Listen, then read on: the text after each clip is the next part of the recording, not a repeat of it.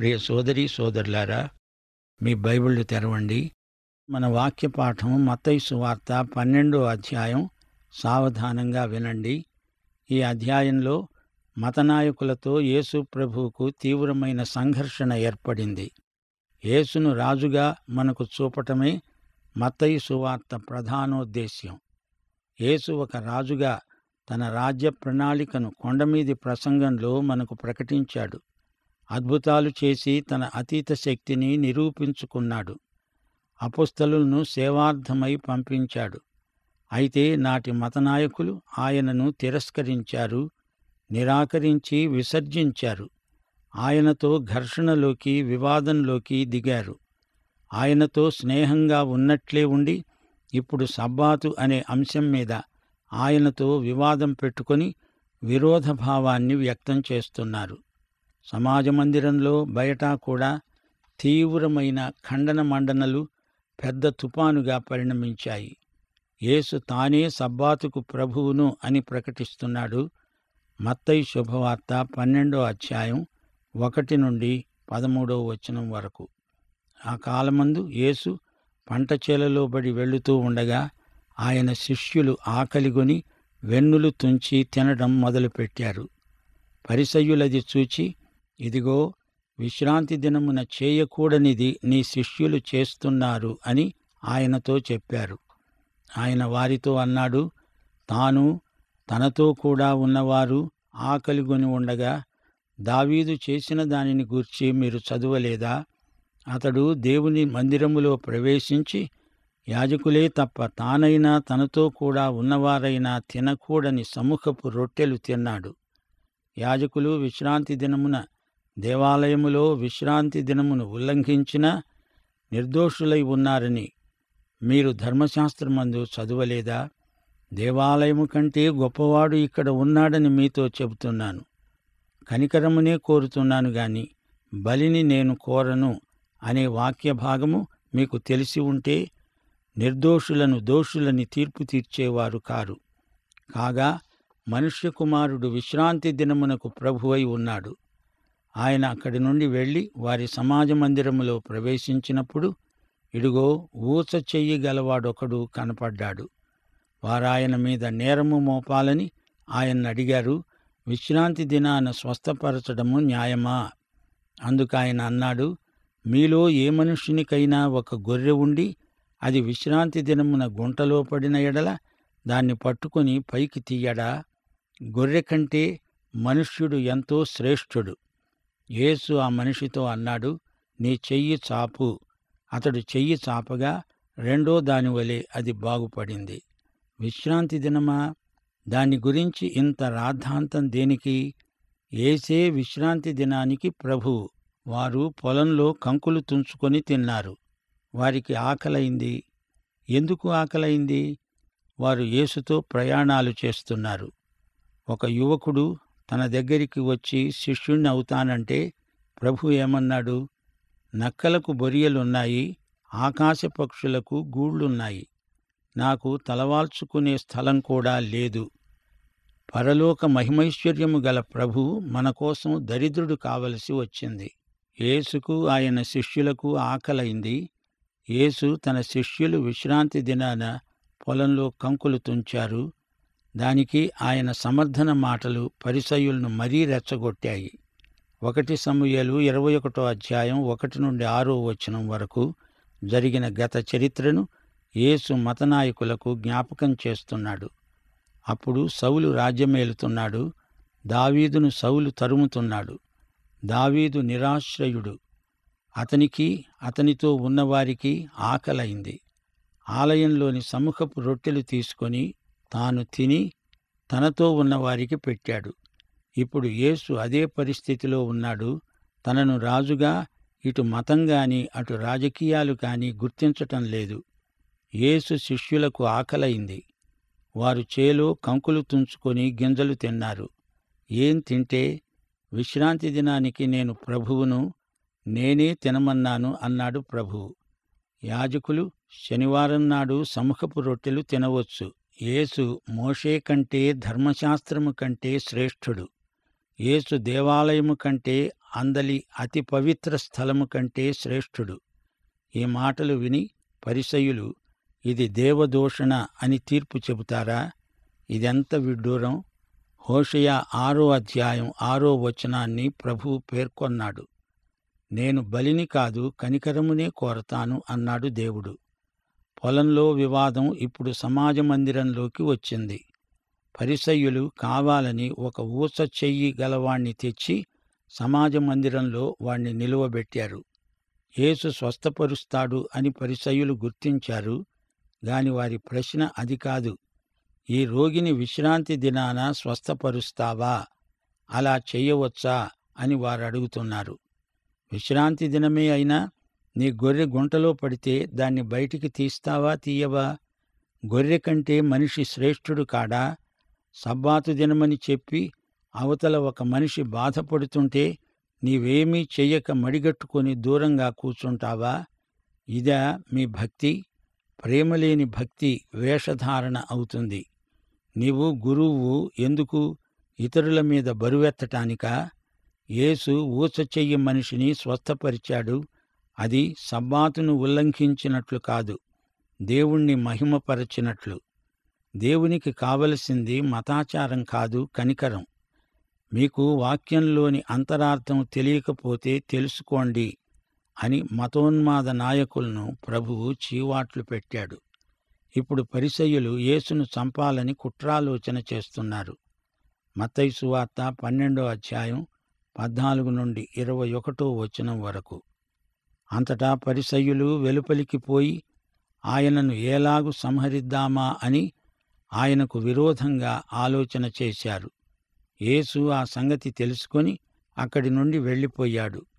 బహుజనులాయనను వెంబడించగా ఆయన వారినందరినీ స్వస్థపరిచి తనను ప్రసిద్ధి చేయవద్దని వారికి ఆజ్ఞాపించాడు. ప్రవక్త అయిన యెషయా ద్వారా పలకబడింది నెరవేరటానికే అలాగు జరిగింది. అదేమనగా, ఇడుగో ఈయన నా సేవకుడు, ఈయనను నేను ఏర్పరచుకున్నాను. ఈయన నా ప్రాణమునకు ఇష్టుడైన నా ప్రియుడు. ఈయన మీద నా ఆత్మను ఉంచుతాను. ఈయన అన్యజనులకు న్యాయవిధిని ప్రచురము చేస్తాడు. ఈయన జగడమాడడు, కేకలు వేయడు. వీధులలో ఈయన శబ్దము ఎవరికీ వినపడదు. విజయమొందడానికి న్యాయవిధిని ప్రబలము చేసే వరకు ఈయన నలిగిన రెల్లును విరువడు, మకమకలాడుతున్న అవిసెనారను ఆర్పడు. ఈయన నామమందు అన్యజనులు నిరీక్షిస్తారు. యేసు ప్రభువుకు పరిసయ్యులు మొదట స్నేహితులే, కాని యేసు వారిని వెంబడించడు. వారు యేసును వెంబడించడానికి ఇష్టపడరు. అందుచేత పరిసయ్యులకు యేసుకు మధ్య పెద్ద అఖాతం ఏర్పడింది. సబ్బాతు విషయమై వివాదం చిలికి చిలికి గాలివాన అయింది. ఈ వేటకుక్కలు యేసును తరుముతున్నాయి. ఆయనను సిలువ వేసే వరకు వారి చేతులు ఊరుకోలేదు. కుట్రాలోచనలు చేస్తున్నారు. యేసును హత్య చేయడానికి ఉద్యమిస్తున్నారు. సరైన అదను కోసం తమ కత్తులను పదును పెట్టుకుంటున్నారు. ఆయన సిలువ ఘడియ ఇంకా రాలేదు. ఆయన వారి చేతికి చిక్కలేదు. జనసమూహాలు ఆయన దగ్గరికి వస్తే ఆయన వారినందరినీ స్వస్థపరుస్తున్నాడు. ఆయన నీ రక్షకుడా? లేదా నీవు ఆయనకు శత్రువువా? అటో ఇటో తేల్చుకో. త్రుటిలో బ్రతుకును మార్చుకో. మీరు యేసును తప్పించుకు తిరగలేరు. ఆయనకు అనుకూలంగానో ప్రతికూలంగానో తీర్మానం చేసుకోక తప్పదు. యేసు కేవలం అద్భుతాలు చేయడానికే రాలేదు. ఆయన అద్భుతాల బాబా కాదు. ఆయన మెస్సీయా. ఆయన వచ్చాడు. వారాయనను తిరస్కరించారు. నలిగిన రెల్లును విరువడు, దాన్ని బాగుచేస్తాడు. మకమకలాడే జనపనార ఒత్తిని ఎగసన దోస్తాడు. దాన్ని మండిస్తాడే కాని దాన్ని ఆర్పడు. ఈయనే యేసుక్రీస్తు మహారాజు. ఆయన శిలువ దిశగా వెడుతున్నాడు. శిలువపై మరణించి ఆయన మన రక్షకుడవుతాడు. తిరిగి లేచి ఆయన మనకు ప్రభువు అవుతాడు. గాని ఈ జనసమూహాలు స్వస్థత కోసం ఆయన చుట్టూరా గుమికూడుతున్నారు. జనసమూహాన్ని తప్పించుకోవడం కష్టమైపోయింది. స్వస్థపడిన వారితో ప్రభువు ఈ సంగతి అతిగా ప్రచారం చేయకండి అని చెప్పాడు. యెషయా ప్రవచనం అన్యజనులు ఆయన నామమందు నిరీక్షిస్తారని. అపొస్తల కార్యములు 26వ అధ్యాయం 18వ వచనంలో పౌలుకు దేవుడిచ్చిన ఆజ్ఞ. వారు చీకటిలో నుండి వెలుగులోనికి, సైతాను అధికారము నుండి దేవుని వైపునకు తిరిగి నా యందలి విశ్వాసము చేత పాపక్షమాపణను, పరిశుద్ధపరచబడిన వారిలో స్వాస్థ్యమును పొందునట్లు వారి కన్నులు తెరవడానికి నేను నిన్ను వారి వద్దకు పంపుతాను. దేవునికి స్తోత్రం. మత్తయి సువార్త 12వ అధ్యాయం 22 నుండి 37వ వచనం వరకు క్షమించబడని పాపాన్ని గురించి యేసు ప్రభువు మాట్లాడుతున్నాడు. అప్పుడు దయ్యము పట్టిన గుడ్డివాడు, మూగివాడు అయిన ఒకడు ఆయన వద్దకు తేబడ్డాడు. ఆయన వాణ్ణి స్వస్థపరచినందున ఆ మూగవాడు మాటలాడే శక్తి గలవాడై చూపు గలవాడయ్యాడు. అందుకు ప్రజలందరూ విస్మయమొంది చెప్పుకున్నారు, ఈయన దావీదు కుమారుడు కాడా? పరిసయ్యులు ఆ మాట విని అన్నారు, వీడు దయ్యాలకు అధిపతి అయిన బయల్జెబూలు వలననే దయ్యాలను వెళ్ళగొడుతున్నాడు గాని మరొకని వలన కాదు. ఆయన వారి తలంపుల నెరిగి వారితో అన్నాడు, తనకు తానే విరోధముగా వేరుపడిన ప్రతి రాజ్యము పాడైపోతుంది. తనకు తానే విరోధముగా వేరుపడిన ఏ పట్టణమైనా, ఏ ఇల్లైనా నిలువదు. సైతానును వెళ్ళగొట్టిన ఎడల తనకు తానే విరోధముగా వేరుపడతాడు. అలాగైతే వాని రాజ్యం ఎలాగు నిలుస్తుంది? నేను బయల్జెబూలు వలన దయ్యాలను వెళ్ళగొడుతున్న ఎడల మీ కుమారులు ఎవరి వలన వాటిని వెళ్ళగొడుతున్నారు? కాబట్టి వారే మీకు తీర్పరులై ఉంటారు. దేవుని ఆత్మ వలన నేను దయ్యాలను వెళ్ళగొడుతున్న ఎడల నిశ్చయముగా దేవుని రాజ్యము మీ వద్దకు వచ్చి ఉన్నది. ఒకడు మొదట బలవంతుణ్ణి బంధించని ఎడల ఏలాగు ఆ బలవంతుని ఇంటిలో చొచ్చి అతని సామగ్రి దోచుకోగలడు? అలా బంధించిన ఎడల వాని ఇల్లు దోచుకుంటాడు. నా పక్షమున ఉండనివాడు నాకు విరోధి, నాతో కలిసి సమకూర్చనివాడు చెదరగొట్టేవాడే.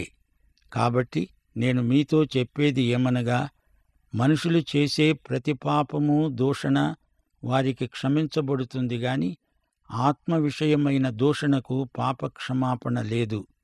మనుష్య కుమారునికి విరోధముగా మాటలాడేవానికి పాపక్షమాపణ కలదు గాని పరిశుద్ధాత్మకు విరోధముగా మాట్లాడేవానికి ఈ యుగమందైనా రాబోయే యుగమందైనా పాపక్షమాపణ లేదు. చెట్టు మంచిది అని ఎంచి దాని పండు మంచిదే అని ఎంచండి, లేదా చెట్టు చెడ్డది అని ఎంచి దాని పండు చెడ్డది అనే ఎంచండి. చెట్టు దాని పండు వలన తెలియబడుతుంది. సర్పసంతానమా, మీరు చెడ్డవారై ఉండి ఏలాగు మంచి మాటలు పలుకగలరు? హృదయమందు నిండి ఉన్న దానిని బట్టి నోరు మాట్లాడుతుంది గదా. సజ్జనుడు తన మంచి ధననిధిలో నుండి సద్విషయములను తెస్తాడు, దుర్జనుడు తన చెడ్డ ధననిధిలో నుండి దుర్విషయములను తెస్తాడు. నేను మీతో చెప్పేది ఏమనగా, మనుష్యులు పలికే వ్యర్థమైన ప్రతి మాటను గూర్చి విమర్శ దినమున లెక్క చెప్పవలసి ఉంటుంది. నీ మాటలను బట్టి నీతిమంతుడవని తీర్పు నొందుతావు, నీ మాటలను బట్టే అపరాధివి అని తీర్పు నొందుతావు. యేసు ప్రభువు చేసిన అద్భుతాల వల్ల ఆయన దయ్యాలను వెళ్ళగొడుతూ ఉంటే ఆయన మెస్సియా అని, దావీదు కుమారుడని ప్రజలు గుర్తించగలిగారు. అయితే పరిసయ్యులేమన్నారు? దయ్యాల రాజు సాయంతో ఈయన దయ్యాలను వెళ్ళగొడుతున్నాడు. అయితే పరిసయ్యుల పిల్లలు దయ్యాలను వెళ్ళగొడుతున్నారే, దానికి మీరేమంటారు? వారు దయ్యాల రాజుతో కుమ్మక్కి అయ్యారు అంటారా? అలా అనలేరు గదా. నేను చేస్తున్న ఈ కార్యాల వల్ల దేవుని రాజ్యం మీ మధ్యకు వచ్చిందని గ్రహించండి. నేనే పరలోక రాజును. నన్ను అంగీకరిస్తే పరలోక రాజ్యం మీదే కదా. నేను చేసే అద్భుతాలే ఈ సత్యమును ధృవపరుస్తున్నాయి అన్నాడు ప్రభువు. నీవు గతంలో చేసిన పాపాల నుండి విముక్తి ప్రసాదించడానికే ప్రభువు శిలువ మీద చనిపోయాడు. పరిశుద్ధాత్మ ఈ రక్షణానుభూతిని మనలో కలిగిస్తాడు. పరిశుద్ధాత్మ పరిచర్యను నిరోధించిన వారు పరిశుద్ధాత్మను విరోధించిన వారవుతారు. ఈ పాపానికి క్షమాపణ అంటూ లేదు. మనలో నూతన జన్మను కలిగించే ఆత్మను వ్యతిరేకిస్తే ఈ పాపానికి క్షమాపణ అంటూ ఉండదు. యేసు చేస్తున్నదంతా పరిశుద్ధాత్మ శక్తి వల్లనే. అలాంటప్పుడు యేసు చేసేది దయ్యం పని అనడం దేవదూషణే కాదు, పరిశుద్ధాత్మ దూషణ అవుతుంది. దానికి పరిష్కారమంటూ లేదు. నీవు క్షమాపణ పొందే స్థితిని పరిశుద్ధాత్మ ద్వారా పొందుతావు. పరిశుద్ధాత్మ ఒప్పిస్తేనే కాని పాపమును గురించి, తీర్పును గురించి ఒప్పుదల కలగదు. అలాంటప్పుడు ఆ పరిశుద్ధాత్మనే ఎదిరిస్తే, దూషిస్తే దానికి నిష్కృతి, క్షమాపణ ఉండదు. రోగి తగిన ఔషధం తీసుకోక చస్తాడు గాని రోగం చేత కాదు. పరిశుద్ధాత్మను దూషిస్తే పాపం నుండి విముక్తి సాధనాన్నే తిరస్కరిస్తున్నావని అర్థం. సర్పసంతానమా అని వారిని ప్రభువు సంబోధిస్తున్నాడు. బాప్తిస్మకుడైన యోహాను కూడా వీరిని సర్పసంతానం అన్నాడు. ఈ పరిసయ్య వేషధారుల హృదయం నిండా దైవదూషణ తిరస్కారములున్నాయి. హృదయం ఒక బావి, నోరు బకెట్టులాగా ఉంది.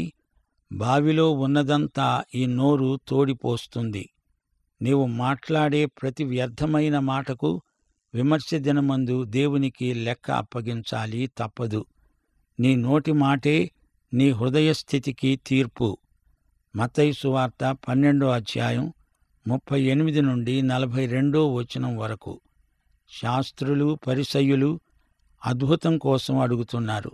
అప్పుడు శాస్త్రులలోనూ పరిసయ్యులలోనూ కొందరు ఆయన్నడిగారు, బోధకుడా, నీ వలన ఒక సూచక క్రియ చూడగోరుతున్నాము. ఆయన అన్నాడు, వ్యభిచారులైన చెడ్డతరము వారు సూచక క్రియను అడుగుతున్నారు. ప్రవక్త అయిన యోనాను గూర్చిన సూచక క్రియే గాని మరే సూచక క్రియ అయినా వారికి అనుగ్రహించబడదు. యోనా 3 రాత్రింబగళ్ళు తిమింగలము కడుపులో ఎలా ఉన్నాడో అలాగు మనుష్య కుమారుడు 3 రాత్రింబగళ్ళు భూగర్భంలో ఉంటాడు. నీనెవెవారు యోనా ప్రకటన విని మారు మనస్సు పొందారు గనుక విమర్శ సమయమున నీనెవెవారు ఈ తరము వారితో నిలువబడి వారి మీద నేరస్థాపన చేస్తారు. ఇడుగో, యోనా కంటే గొప్పవాడు ఇక్కడ ఉన్నాడు. విమర్శ సమయమున దక్షిణ దేశపు రాణి ఈ తరము వారితో నిలువబడి వారి మీద నేరస్థాపన చేస్తుంది. ఆమె సొలొమోను జ్ఞానము వినడానికి భూమ్యంతముల నుండి వచ్చింది. ఇడుగో, సొలొమోను కంటే గొప్పవాడు ఇక్కడ ఉన్నాడు. పరిసయ్యులు, శాస్త్రులు యేసును ఎలాగైనా చిక్కించుకోవాలని చిక్కు ప్రశ్నలు వేస్తున్నారు. మాకేదైనా సూచక క్రియ చూపండి అని అడుగుతున్నారు. యేసు వారికి చెప్పిన జవాబులో కఠినమైన మాటలున్నాయి. వారు వ్యభిచారతరం మనుషులు, మీరు భ్రష్ట మనస్కులు, మీకు ప్రత్యేకమైన అద్భుతం ఇవ్వను. చరిత్రలోని యోనా ఉదంతాన్ని మీకు జ్ఞాపకం చేస్తాను. అలాగే షేబదేశపు రాణి వృత్తాంతం. ఈ 2 సంఘటనలు సూచనలే. మత్స్యగర్భంలో 3 రోజులున్న యోనాకు అది మృత్యుగర్భమే. అలాగే యేసుక్రీస్తు మృతులలో నుండి 3వ రోజు తిరిగి లేస్తాడు. యేసు యోనా కంటే శ్రేష్ఠుడు. యేసు మరణ పునరుత్థానాలకు యోనా అనుభవం సమగ్రమైన సూచన. యోనా మత్స్యగర్భము నుండి బ్రతికి వచ్చి నీనెవేకు వెళ్ళి నీనెవేలో దేవుని ప్రతినిధిగా మాట్లాడితే అక్కడి ప్రజలు మారుమనస్సు పొందారు, పశ్చాత్తప్తులయ్యారు. ఇశ్రాయేలు కంటే నీనెవే వారే నయం. ఇక 2వ సూచన సొలొమోను కాలం నాటిది. షేబదేశపు రాణి సొలొమోనును గురించి విన్నది. అతని జ్ఞానవాక్కులు వినడానికి సుదూర ప్రయాణం చేసి వచ్చింది. అయితే ఆ సొలొమోను కంటే యేసే శ్రేష్ఠుడు. ఇడుగో, ఆయన ఇక్కడే ఉన్నాడు, చూడండి. యేసుక్రీస్తు పరలోకం నుండి వచ్చాడు. యూద జాతీయుల దగ్గరికి వచ్చాడు గాని వీరు ఆయనను అంగీకరించరు అంటున్నాడు యేసు.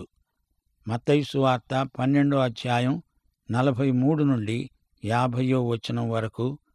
అపవిత్రాత్మ ఒక మనిషిని వదిలిపోయిన తరువాత అది విశ్రాంతి వెదుకుతూ నీరు లేని చోట్ల వెదుకుతూ ఉంటుంది. విశ్రాంతి దొరకనందున నేను వదలి వచ్చిన నా ఇంటికే తిరిగి వెడతాను అనుకొని వచ్చి ఆ ఇంట ఎవరూ లేక అది ఊడ్చి అమర్చి ఉండడం చూచి వెళ్ళి తనకంటే చెడ్డవి అయిన మరి 7 దయ్యాలను వెంటబెట్టుకొని వస్తుంది. అవి వానిలో ప్రవేశించి అక్కడే కాపురముంటాయి. అందుచేత ఆ మనిషి కడపటి స్థితి మొదటి స్థితి కంటే చెడ్డదవుతుంది. అలాగే ఈ దుష్టతరము వారికి సంభవిస్తుంది. దయ్యం పోయిందిలే అని ఎంతో సంబరపడ్డారు. ఇల్లు ఖాళీగానే ఉండిపోయింది. అయితే పోయిన దయ్యం అంతకంటే చెడ్డవైన మరో 7 దయ్యాలను వెంటబెట్టుకొని వచ్చి ఆ ఇంట్లో జొరబడింది. సంస్కరణ మాత్రమే చాలదు.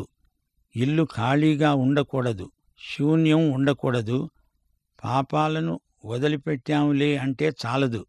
ఆ శూన్యాన్ని యేసుక్రీస్తుతో, ఆయన సన్నిధితో నింపాలి.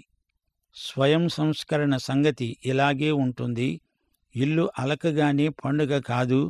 ఆ ఇంటిని పరిశుద్ధాత్మ నింపాలి. తల్లి కొడుకులు కావచ్చు, రక్త సంబంధులే అయి ఉండవచ్చు.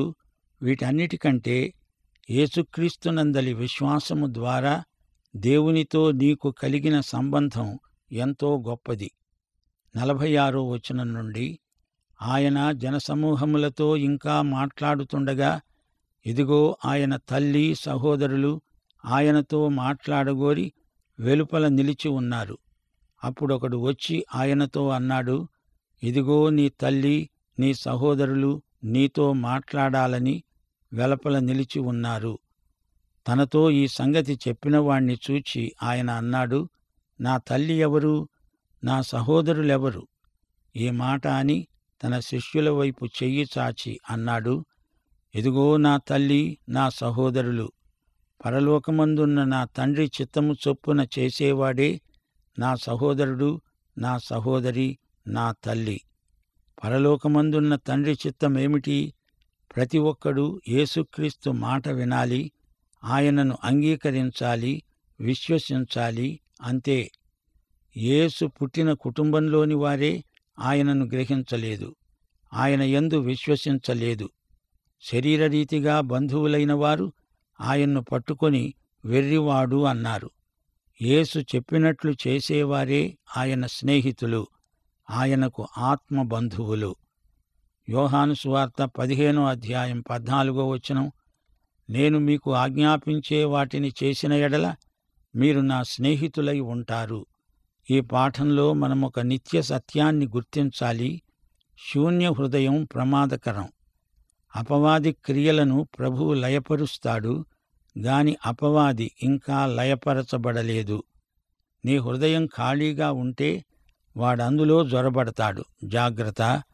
అది చేయకూడదు, ఇది చెయ్యకూడదు అనే వ్యతిరేక భావనలు చాలవు. ఏది చెయ్యాలో ఎక్కువగా ఆలోచించాల్సిన విషయం. దైవాశీస్సులు. ఆమేన్.